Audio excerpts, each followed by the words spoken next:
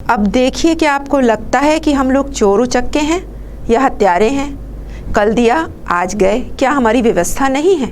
आज इस महोत्सव में आने का हम लोगों ने पहले तय कर लिया था। हर चीज़ का एक शिष्टाचार है, हर चीज़ का एक व्यवहारिक आचरण है। मुझे लगता है यह भी ध्यान में रखना चाहिए।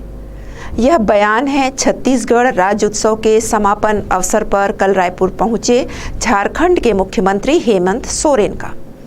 प्रवर्तन निर्देशालय के समन पर हेमंत सोरेन ने तीखा प्रहार किया और कहा कि पूछताछ क्यों, गिरफ्तार करके दिखाओ।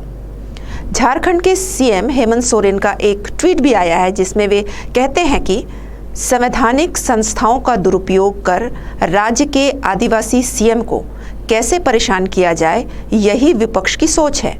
मुझे परेशान करने की कोशिश के पीछे एक उद्देश्य है कि दलित, आदिवासी, पिछड़ा और अल्पसंख्यक को हक ना मिले। मुख्यमंत्री हेमंत सोरेन को ईडी द्वारा समन जारी किए जाने के खिलाफ झारखंड मुक्ति मोर्चा सड़क पर उतर आया है और हेमंत सोरेन ने भारतीय जनता पार्टी के लीडरशिप वाली केंद्र सरकार पर तीखा हमला बोला है। जब राज्य के करोड़ों जनमानस का साथ हो तो इनकी कोई साजिश काम नहीं आएगी, ऐसा हेमंत सोरेन ने कहा है। और उन्होंने ये भी कहा है कि यदि मेरी ओर से कोई अपराध किया गया है तो फिर समन और नोटिस क्यों भेजे जा रहे हैं? आओ और मुझे गिरफ्तार कर लो। हेमंत सोरेन आगे कहते हैं कि मुझे ईडी की ओर से आज के लिए समन जारी किया गया जब छत्तीसगढ़ में मेरा आज आयोजन था। यदि मैंने कोई अपराध किया है तो फिर आकर मुझे गिरफ्तार कर लो।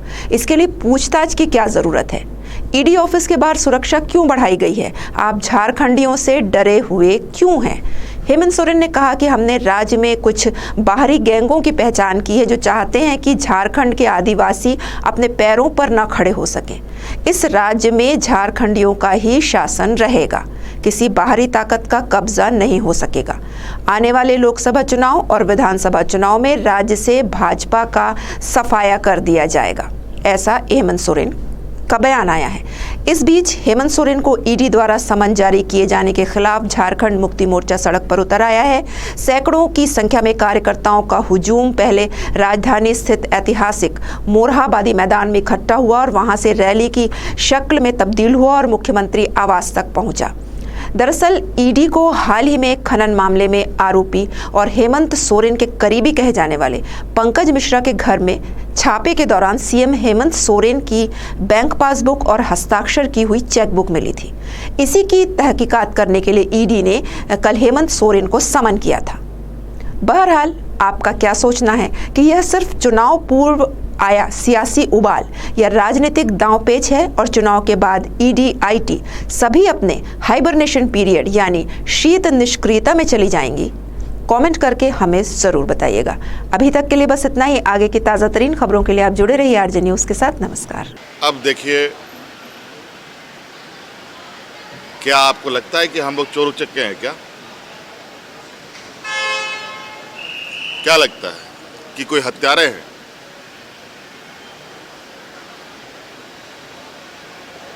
कल दिया आज आ गए, क्या हमारी व्यवस्था नहीं है? आज इस महोत्सव में शरीक होने का आमंत्रण मैंने पहले हम लोगों ने तय कर लिया था। हर चीज का एक शिष्टाचार है, हर चीज का एक व्यवहारिक आचरण है। मुझे लगता है कि ये भी ध्यान रहना चाहिए। आज हमारे राज्य में राष्ट्रपति महोदय आ रही हैं। अगर इतना ही संगीन गुनाह है उनको लगता है तो सम्मन क्यों?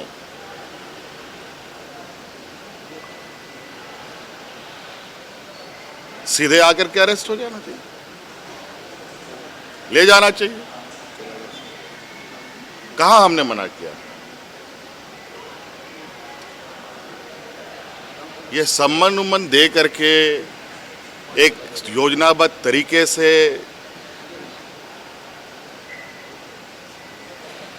जब सरकार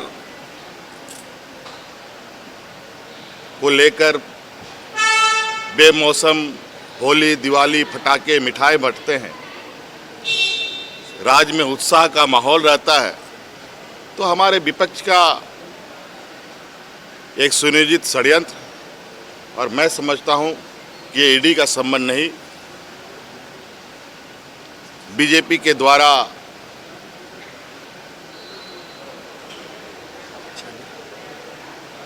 उपयोग किया गया हथकंडा है।